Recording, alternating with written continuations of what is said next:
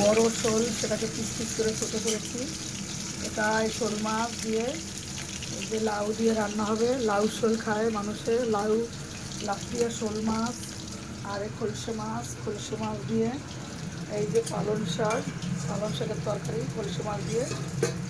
আর এই শোল মাছের মাথা দিয়ে থোর ঘন্ট করবো। এই দেখুন, আদা বাটা দিয়ে থোর ঘন্ট করবো শোল মাছের মাথা দিয়ে, খুবই ভালো লাগে।